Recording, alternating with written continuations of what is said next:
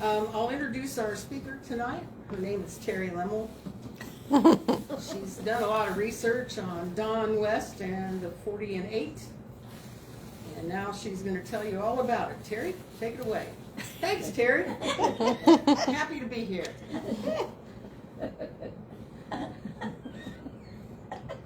I'm going to try to share my screen here.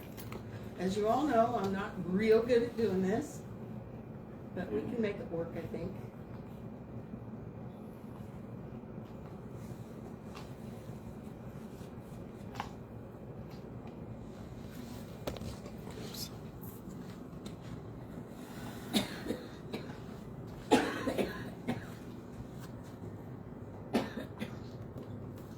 Did you guys all see that picture that just came up? No.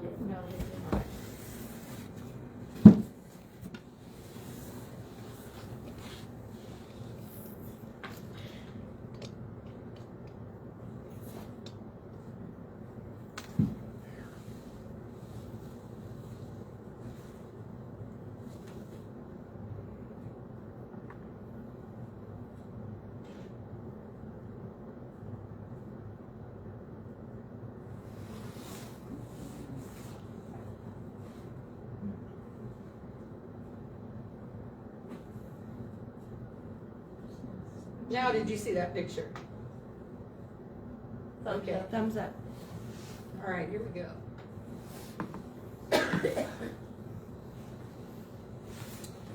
Don West was from Dewitt County. He was born in 1920. And his name was Don, D-O-N-N. It wasn't Donald, it wasn't Don, D-O-N, it was D-O-N-N. And here he is being held by his grandmother, Susie Dillow West.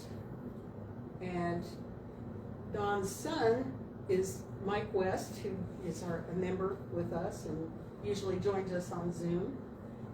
And Susie Dillow West here was Don's grandmother, which makes her Mike's great-grandmother. She's also my great-grandmother, and that's how I'm related to Mike. We also have joining us tonight Pam West, and this woman is Pam's great-grandmother, great-great-grandmother. The Wests and the Dillows families both came to Dewitt County in the 1860s, and they both still have a lot of descendants living here. Don was raised mostly in Clinton. He went to Clinton schools. Here it is, his junior class picture. And he is way back here in the back row. Not him. Him. There's Don with his junior class at Clinton High School. During high school, he went to work at the A&P grocery store here in Clinton. And here he is in the store with his boss, Eugene Drew. I'm not sure where that store was located. I think it might have been in the 100 block of West Main. I'm not sure. It has some neat signs in there that you can read from the Times. And I think it has to mean 3 for 22 cents. I don't know.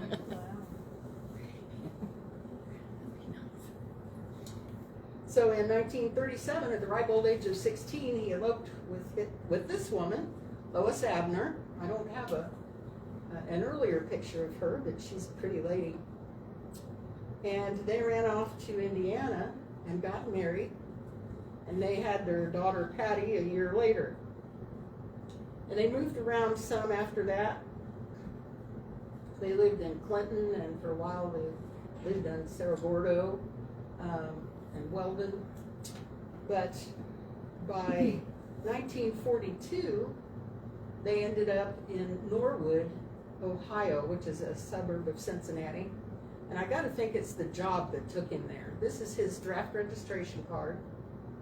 And you can see he put down that he was working for the Weir-Kilby Corporation. And if you notice down at the bottom, he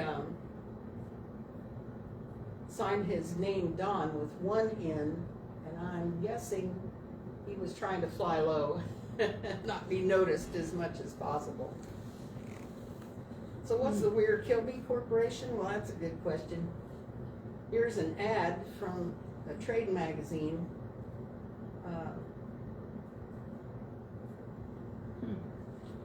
This is from 1927, so they may have expanded into other things besides railroad products by then, I don't know. But then what's a frog? Railroad frog, anybody know? I had to Google that. It's a manual track switch. Oh. And you were gonna switch one train to another track. I never knew that was called a frog. Mm. So Don registered for the draft in 42, but he didn't enlist until 44. Look at that, isn't he a nice looking guy? Mm-hmm. So he enlisted in May of 1944, and he served in the 4th Infantry Division, the 12th Regiment, Company G. He fought in Belgium, France, Luxembourg, and Germany. And this is a picture that he had, it's marked the 1st Platoon, taken in 1945 in Lincolnheim, Germany. The note on the picture actually says Lincolnshire, but I don't think there is or Linkersheim. I don't think there is a Linkersheim. I think it's Lincolnshire. And that is located right along the Rhine River, which at this time in 1945, the Allied troops were securing all the bridges over the Rhine so that they could move Allied troops into Berlin and keep German troops from crossing the other way to regroup and skirmish on the other side. So I'm betting they were there guarding the bridge, but it's just speculation. He returned to the States in February of 45, but then he was still in the Army until November, and he was at Camp Butler, North Carolina, and that's where he was promoted to tech sergeant. Lois and the daughter Patty moved out there to North Carolina that last 9 months when he was still serving.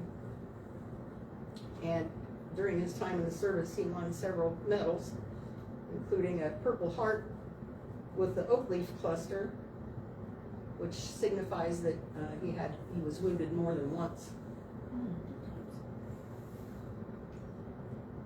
So after he was discharged, he returned to Clinton, and he became a Dewitt County deputy. This newspaper article is about the election for sheriff in 1946. So Claude Barrett won the election, and Kenneth Westray was the outgoing sheriff. And you see that Claude Barrett then hired Don West and William Barrett to be the outside deputies.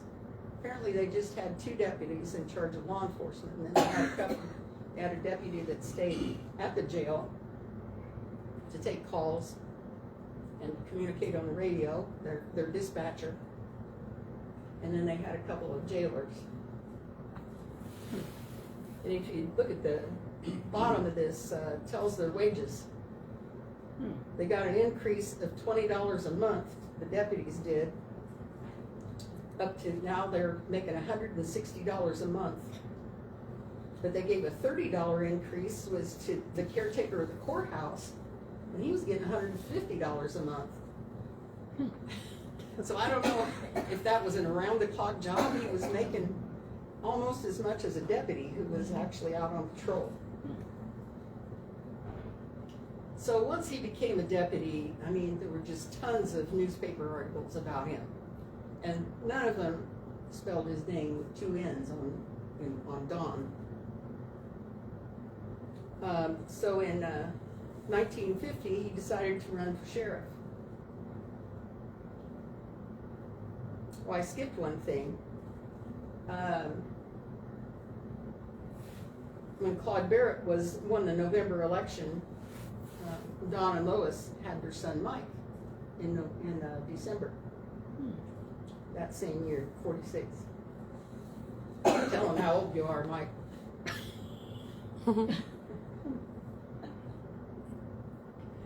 So in 1950, he decided to run for sheriff himself.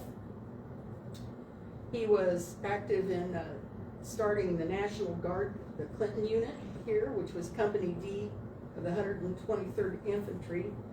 It was activated in October of 47, and Don was its commanding officer. By 1949, they had established an armory in the Oakman building. That was the 100 block of East Washington. And I think that must be where it's just a parking lot now, next to Sereno's. Oh. I think. In 1950 census, he was listed as the chief deputy. But Kenneth Westry won the 1950 election. So Westry was back in office as the sheriff. And he installed his own men as deputies. And so Don was out of a job. Well, pretty soon he went to work for Montgomery Ward and was the head of their appliance division. But after just 5 months, Montgomery Ward transferred him to Baltimore, Maryland. And then a couple of years after that, he was transferred to Uniontown, Pennsylvania. So I'm guessing maybe he got tired of being moved around by Montgomery Ward, and he decided to take a job with a company in Belpre, Ohio, and had his own appliance store there for about 10 years. But then he went into radio, selling radio advertising, and that's what he did until he retired. Then he passed away in 2002, only about 4 months after Lois had gone. So that was a long, solid marriage for about 65 years. Yeah. Now for part 2. What I did on my summer vacation. Well, what I did on my summer vacation was I drove to Coolville, Ohio to visit my cousin Mike and his wife Susan. And so while I was there, Mike drug out all these pictures that he had that had belonged to his dad. One of them was this. And I got on newspapers.com and was able to find this. It had been published 23 October of 1948. And this is all of Dewitt County law enforcement, I think. Right here you have Deputy William Barrett, Charles Kemp, he was the in-house deputy, Charles Westry, and Don West, they were patrol officers. This is Clinton Police Chief Floyd Barnett, not to be confused with Barrett. Barrett and Barnett. Amos Brewer and Clinton officer Kenneth Barnett. The Brewer guy had been a deputy, a jailkeeper here in Clinton, but when this picture was taken, he had recently taken a job as a guard at the Pontiac State Prison. And this was published in the Clinton Journal and Public with all their names. Then we had this picture, series of pictures actually. This is Don, and it looks like they're measuring a tractor. This sign here just has north, south, east, and west written on it. And then they're measuring the other way, and then they're measuring this truck. Well, this was a little bit more of a mystery. I had to kind of hunt to find the possible answer to this one, but I found a newspaper article from April of 1947, and it said that 3 Clinton men stole a tractor from A.K. Sprague at Birkbeck and sold it in Allensville, Kentucky. Now, Allensville, Kentucky is in the very southern part of Kentucky. It's about 25 miles northeast of Clarksville, Tennessee. And I think that this is when they went to recover that tractor. And I believe that's Mr. Sprague right there. And I think they're trying to show that that tractor would fit on that truck, and that's how they got it down there. So 2 of the 3 men were arrested, and the third one, I don't think they ever found him, but they sold that tractor for $1,400, and he's probably the one that had the $1,400. Cigarette hanging out of his mouth. This picture, I hope you're not easily offended. We got some little blackface going on here, but this picture is of 9 men. There are 8 names written on the back. So one of these men we certainly can't identify. This is Don right here. Then at the bottom on the back of the picture just says 40-8. And we thought, well, what on earth? How do you explain this?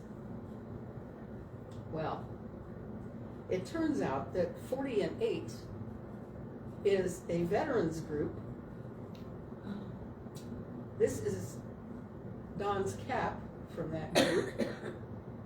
Here's a close-up of the medal that's on it. And you'll see it looks like a train car with a horse and a man. This looks like a soldier. Well, that is indeed what it is. The 40 and 8, we found out in a newspaper article that Don was among 9 men inducted into the Logan County voiture of the 40 and 8 by a wrecking crew from the Decatur voiture. So they answered a little bit, but still, wrecking crew and a voiture. And there were numerous articles in the papers after that about the group, the 40 and 8. So good old Google came to the rescue. And this is the 40 and 8 headquarters today. It's in Indianapolis. Here is the definition of the 40 and 8 from their website. Now, I'm going to stumble through the French, so bear with me. La Société des 40 Hommes et 8 Chevaux, the Society of 40 Men and 8 Horses, is an independent, invitation-only honor society of American veterans and service members, more commonly known as the 40 and 8. The 40 and 8 is committed to charitable and patriotic aims. Our purpose is to uphold and defend the Constitution of the United States, to promote the well-being of veterans, their widows, widowers, and orphans, and to actively participate in selected charitable endeavors, which include programs that promote child welfare and nurses training. The titles and symbols of the 40 and 8 are derived from the experiences of U.S. troops during World War I. American soldiers were transported to the front on a French rail system. Cramped into narrow-gauge boxcars, each stenciled with 40 hommes et 8 chevaux, denoting its capacity to hold either 40 men or 8 horses. This uncomfortable mode of transportation was a familiar common experience for every doughboy that fought in the trenches, a mutual small misery among American soldiers. Thereafter, they found 48 and a lighthearted symbol of the deeper service, unspoken horrors, and shared sacrifice that bind all who have endured combat. The 40 and 8 was founded in 1920 by American veterans returning from France. Originally an arm of the American Legion, the 40 and 8 became an independent and separately incorporated veterans organization in 1960. Membership is by invitation of honorably discharged veterans and honorably serving members of the United States Armed Forces. And when you look at their website, it reminds me a little bit of DAR. And here's the terminology that they use. They use French terms because of the French boxcars. So voiture literally means car, or in this case, boxcar. And that's used to describe individual groups. And they go by numbers. So Dewitt County, the Dewitt County Voiture 1364 was established in June of 1949. Then the Voiture Nationale is national headquarters. Chef de chemin de fer is the railroad manager. Chemin de fer literally means road of iron. And chef de gare is a station manager. In other words, the head of a local group. They have a Promenade Nationale, which is kind of a national annual convention. The next one will be in Gettysburg in 2025. And I don't know if you noticed that picture with all the guys all dressed up silly. They had signs around their neck that all said PG. Turns out that stands for Prisonniers de Guerre, prisoners of war. And that's what they call their inductees. And their rec, and they go to an American term for that thing. The rec is their induction ceremony, and the recce crew is the committee of members conducting the rec. And the blue chapeau, that cap that you saw earlier, represented the French horizon blue of the boxcars. They were painted that color.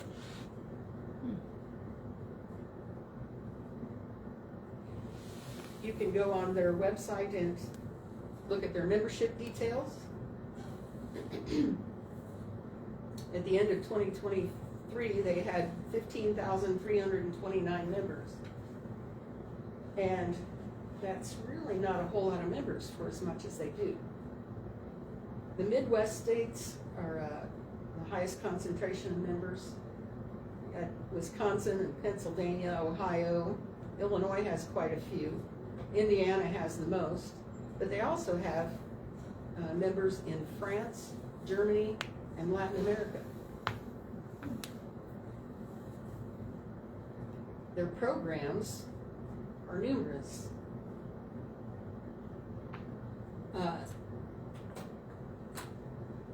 And I'm not sure how they fund all this. They must have a lot of fundraising events, I don't know. But their national correspondent was listed on their website, so I emailed him. His name is Ron Rolfs, and he emailed me back. I let him know I was doing this talk, and I said, "What is there anything in particular you'd like me to say about the 40 and 8?"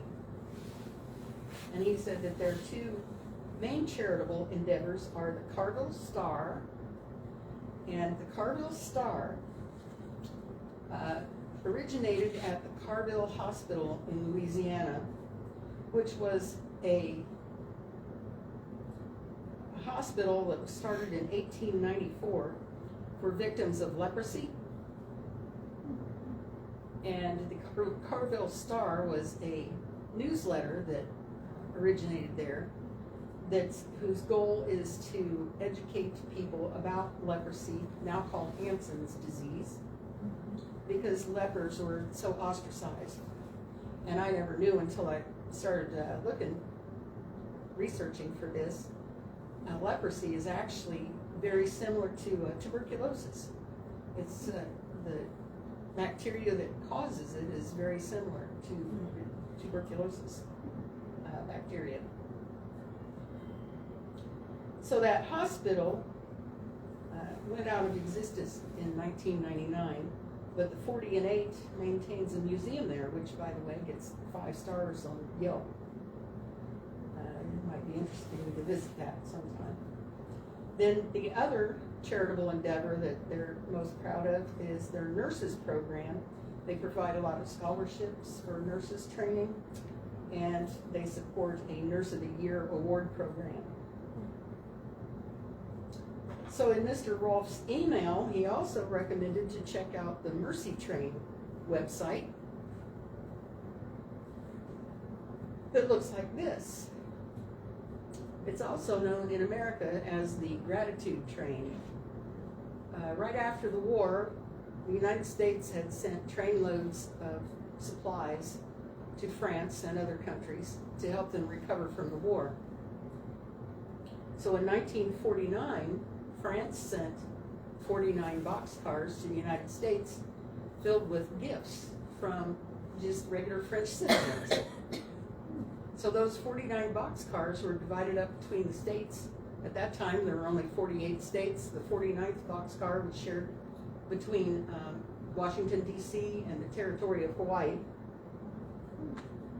And of the 49 boxcars that were sent over, 46 are still known to exist. And you can see there the French Horizon Blue, and they were even antiques when they were being used during World War I. They started making them in the 1870s. So if you'd like to read more about either of these websites, they're both very interesting and have a lot more information than what I gave. There are the two links that you can copy down if you like. I'll leave that up there for a little bit. And that's about all I have to say about Don West and the 40 and 8. That's good. Thank you, Terry. That was almost interesting.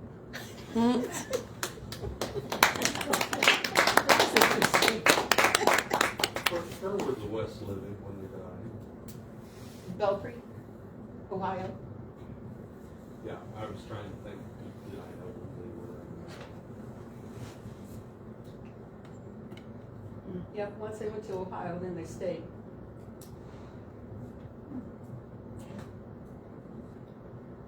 Isn't that the Merci train? That's thanks. Right. Oh, I thought you said mercy. Yeah, merci. Merci.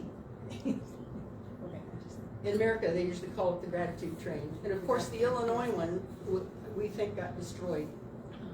Oh. The Illinois train boxcar actually had a wedding dress on it. And if you go to their website, it includes information about who got that wedding dress, and they wanted it to go to a veteran who was getting married. That's kind of cool. That's cool.